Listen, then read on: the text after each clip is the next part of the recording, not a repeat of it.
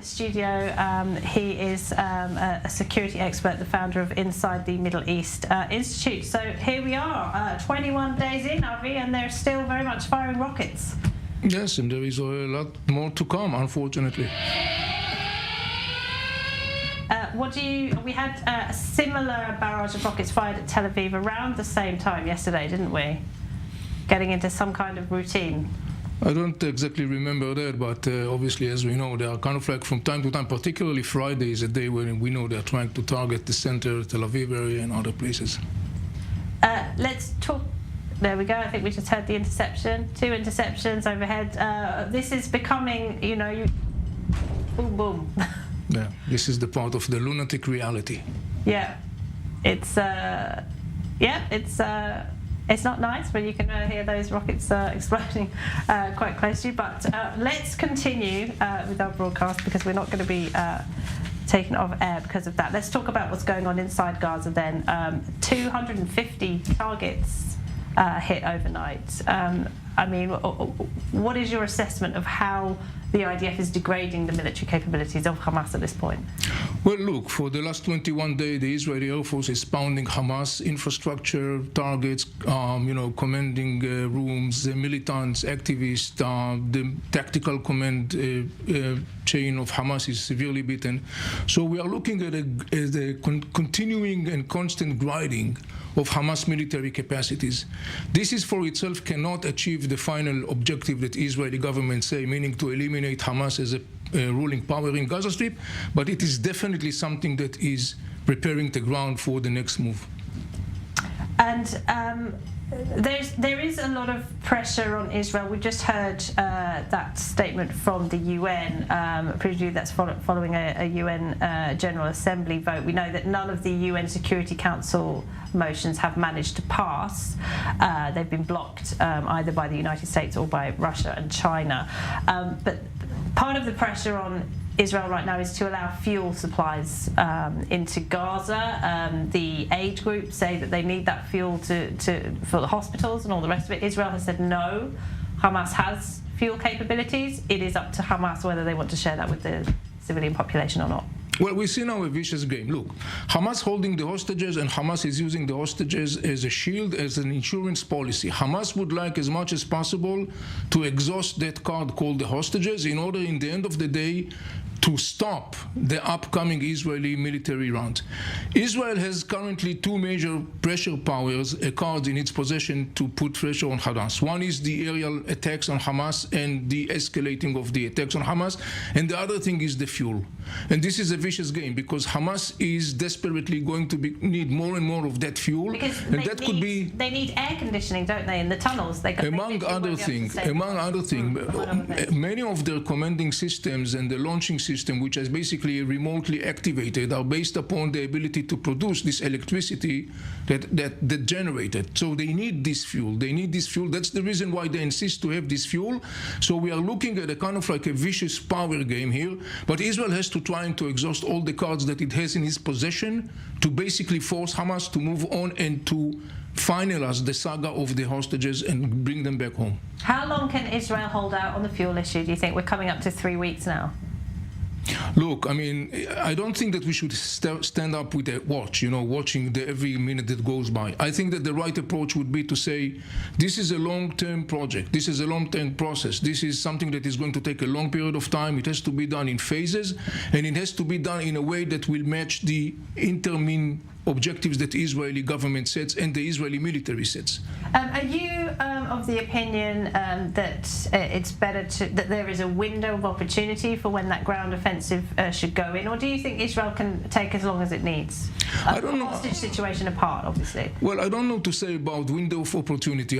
There are different opinions about it. Some are saying that the more Israel is prolonging the attack, it's not good. Some are saying no, it's the opposite, because for the time being, the Israeli Air Force is pounding Hamas. It's limited. It's diminishing Hamas military capacities. So when the time comes to move in full force ahead, that will be the right time to do that. I don't know to say if there is the right window of opportunity, but I do think that when we look at the whole picture generally, we see that the combination of the Israeli military airstrikes and the preparation and seemingly the last couple of days, this small-scale Israeli on-the-ground military operation, that basically sets the ground for the upcoming stage, which hopefully would be a much more powerful in the sense of like putting a more pressure on Hamas. Let's talk about another element of this. There were US strikes against Iranian proxies inside Syria in response, presumably, to Iranian proxy attacks on US assets in the region. Do you see the US gradually getting more and more involved? Yes, the bottom line for that is yes. By the way, there has been report coming from Syria that following the U.S. attack on the Iranian militias based in eastern part of Syria, and according to one of my sources, one of the places that was hit directly was a place of the Iranian Revolutionary Guards themselves in the eastern part of Syria. It's a place called Mazare, next to the Syrian-Iraqi border. What happened after the American attack is that there was some sort of like apparently retaliation by Iranian-backed militias who fired at an oil field called El Amer in the northeast part of Syria. And following that, apparently there is a gradual process of like exchange of punches, sort of speaking, between the United States and Iranian-backed militias in Syria. It seems like the Iranians are raising the stakes gradually. All right, well, hold that thought, Aviv Melamed, because talking about trying to spark a more broader regional conflict, a senior Hamas official told the Associated Press that they had expected a stronger intervention from Hezbollah in its war with Israel. That's Ghazi Hamad, a member of the Hamas political bureau. He said he expected more from the Lebanese-based Iranian-backed terrorist group. Well, our Hamda Salhout is up at the northern border, and she's with us now. Hamda, just give us an update of what's been going on where you are. Well, Laura, look, fires continue to burn in Lebanese territory from strikes by the Israeli military yesterday. And just moments ago, an anti-tank missile fired by Hezbollah operatives apparently at an Israeli military base along the border, causing a fire there. There are smoke plumes behind me, but because of the haze, you can't really see them. This is not the haze just because of the weather. It's also from the fires that have been burning for the last 24 hours. Now, experts are saying that Israel is setting fires to these areas because Hezbollah can move quite freely and secretively among the trees, among the forest, and among the mountainous terrain. So if they're able to burn some of the acres and acres of land, they're not able to move as freely and then surprise attack Israel with attacks on its security infrastructure or other military capabilities. Now, while this is all ongoing, there are meetings going on between Hamas officials, Iranian officials, and Russian officials as well. All of this with the hopes that Hamas will garner more support for its cause, hoping that Hezbollah will have more of a hand in this war so that Israel can really, what they're hoping is overstretch itself to the northern and southern front, where all the focus won't just be on the south inside of the Gaza Strip. Now, there's also a few other things to take into consideration. The Israeli police and the government are looking to approve measures that will allow the use of live fire against Palestinian demonstrators. This is something that will be seen as extremely provocative and unacceptable to groups like Hamas and Hezbollah. So perhaps once more measures by the Israeli military and the government are taken, we can expect to see more of a response. But as of now, those tit-for-tats, exchanges of fire, still continuing. Combatants dead on both sides. On the Israeli side, civilians included in that exchange. I'll remind you, a lot of these communities have already been evacuated by the Defense Ministry, along with the Israeli military, trying to just get civilians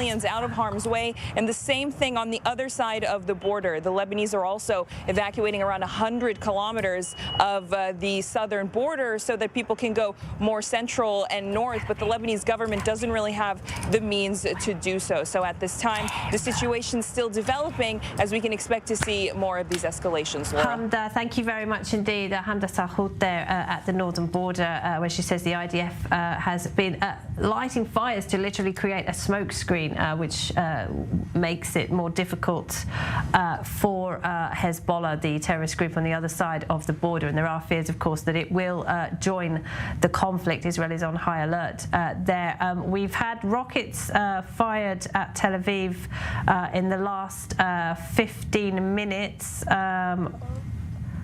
We have heard reports of one casualty. If I could get details on that.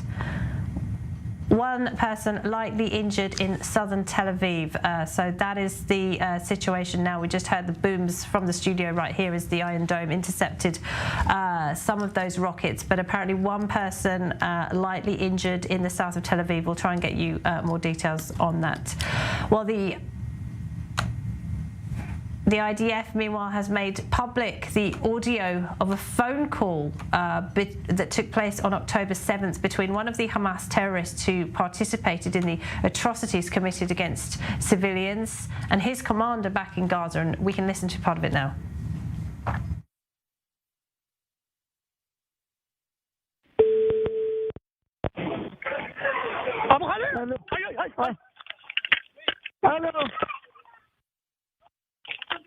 تعال قدم خليك معي تعال محمد يا بلغ كل عائلة ابو رياض احنا جوا بلغ كل الناس احنا جوا والله لا نفسركم تفسير انت ولا يهمل انت برا يهمل تعال خليل انت برا ولا ربنا يوفقك ان شاء الله جوا تو الله عرس يا ابن العرس واحد يبلغ يا ابو خليل השיחה מוקלטת מעכשיו. واحد روح فيزبل خليه يبلغ هذول في المطبخ علينا. הסתיימה. معلم. الو. سجل المكالمة عجعنا جوا. مين اللي بطخها؟ השיחה מוקלטת מעכשיו. الو. معك. سجل المكالمة يا حاج هنا جوا. اولاد العرسات عايشين بنعيم. معدلين. والله لا انشرفوا بعض ورا الثاني. قدم اللي بتلاقيه تقتلوه. براء اسمع طلع اسمه. براء سمعتوه؟ اللي ما عرشه. براء وين رشد الناس؟ ابوه وين رشد الناس؟ بالشارع انا برا بالشارع. خليك على السماعه اسمع طخ الخبط الحين. ابغى لك اتحد جوا. عم سودنك عليه ضمن سودنك. خليه تخبط على الباب افتحه. يلا عشان لا تحكم عليهم سلام شوي برجع لك. يلا. Right, so as the UN is accusing Israel of committing war crimes there, we heard yet more evidence that Hamas terrorists directly targeted civilians in southern Israel. But now let's talk about what happened just a few moments ago. Rocket fire, a large barrage of rockets, and one of those rockets hit Tel Aviv.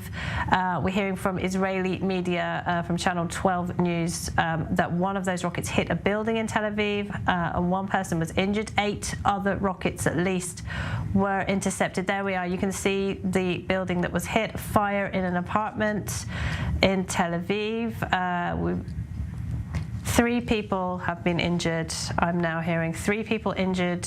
Can we get those pictures back up? 3 people injured after a direct hit on a building in Tel Aviv. You can see flames and smoke from the building that was hit. So a reminder that Hamas and Palestinian Islamic Jihad and other groups are firing rockets indiscriminately at civilian areas here in Israel. And there you can see the result of one of those rockets. It has just hit a building in Tel Aviv in the south of the city, and 3 people have been injured. Avi, I think this is one of the worst rocket attacks that we've seen so far. Would you agree with that? I don't know. We've seen many rocket attacks. I want to say something about something that you mentioned before, which is very significant. Ghazi Hamid, one of the senior leaders of Hamas, basically expressed what we already noticed. There is a growing discontent within Hamas because of the fact that the Hezbollah is not full steam ahead joining the war. Why is it so significant? Because one of the major concepts that Hamas was marketing to the people in Gaza Strip and in the Arab world was that when the time comes and there is a war with Israel, Hezbollah, the big brother of Hamas, sort of speaking, will join into the war. Hezbollah up until now has not joined full steam to the war. There is a reason for that. The Iranian and the Hezbollah are hesitant to do that. Because the Iranians are facing a dilemma. If they are going to throw Hezbollah to the war in order to save their base in Gaza Strip, meaning Hamas and Islamic Jihad, they may jeopardize both of them, meaning both the downfall of Hamas and Islamic Jihad and also severe damage to the Hezbollah. So the Iranian regime and the Hezbollah for the time being are applying a tactic of like a very gradual escalation of the situation, but not crossing some specific lines. In Hamas and Islamic Jihad, every day that goes by and the Hezbollah is not joining in, basically increase the pressure upon Hamas and Islamic Jihad, because already they are facing a significant criticism in the Arab world, in the Muslim world, and in the Palestinian street for the havoc and disaster they have inflicted upon Gaza Strip and the people of Gaza Strip. So right now we see these tensions between Hamas and the Hezbollah, but the Hezbollah, in the end of the day, is tuned to the Hezbollah's and Iranian orders, not necessarily to the needs of the Hamas and Islamic Jihad.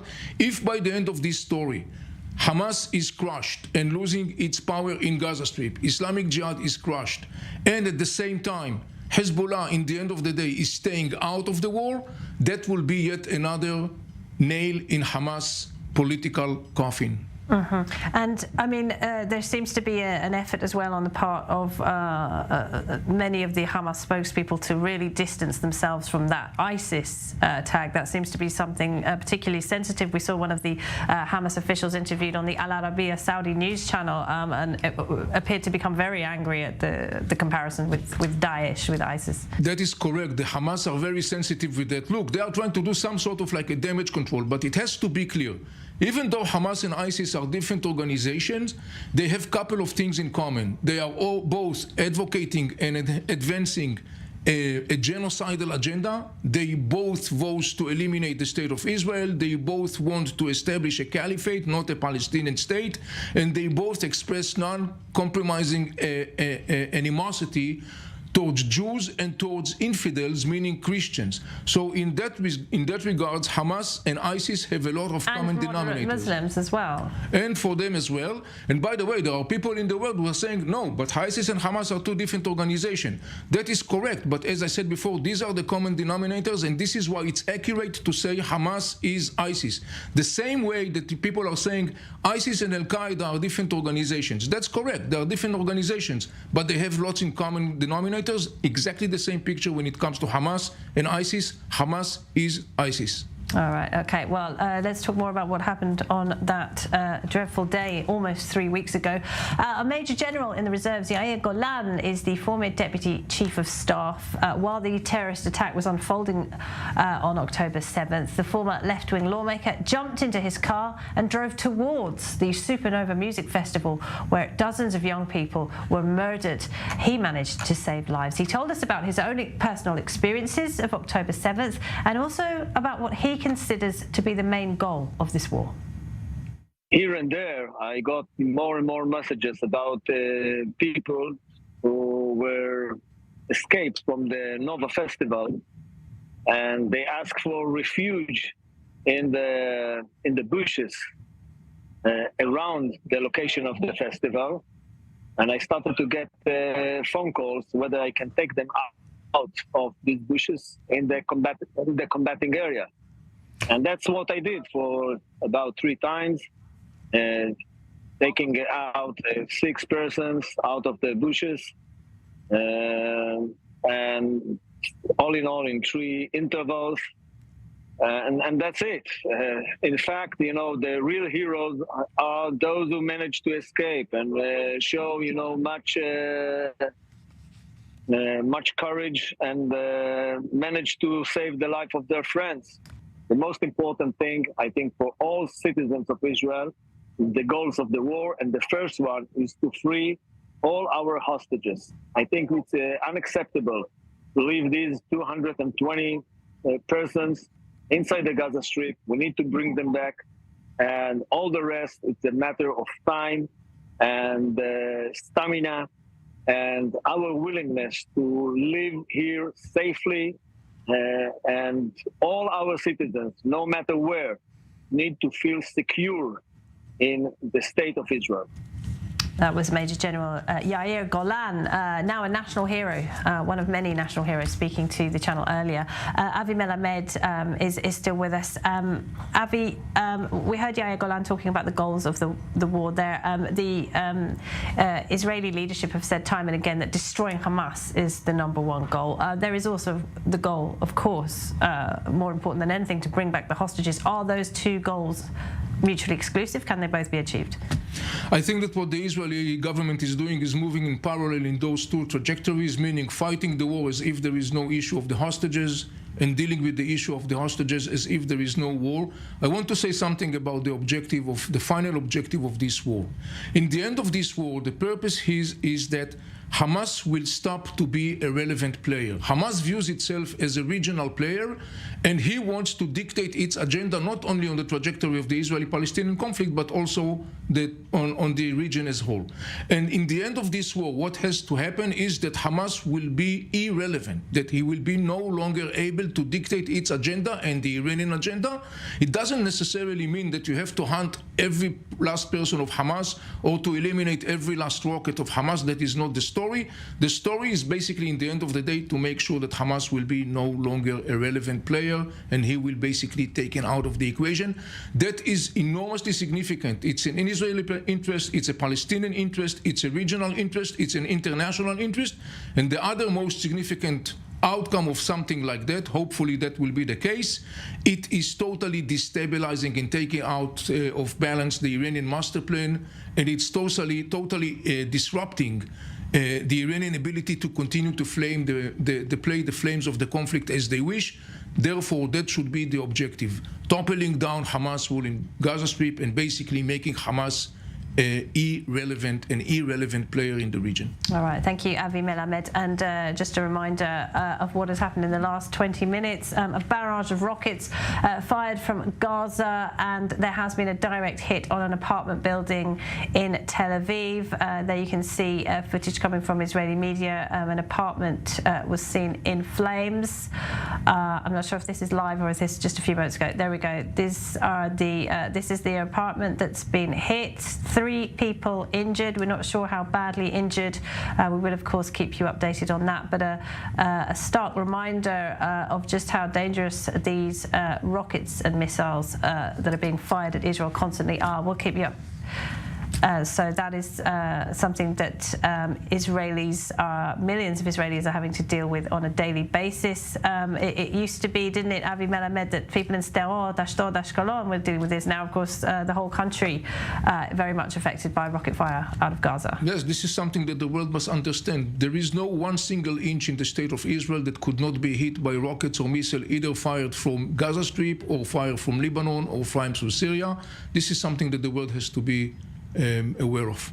All right, Avi, thank you very much indeed. Well, we will keep you updated, rockets or not. Here at I24 News, we're coming to you live from Tel Aviv. We continue our coverage.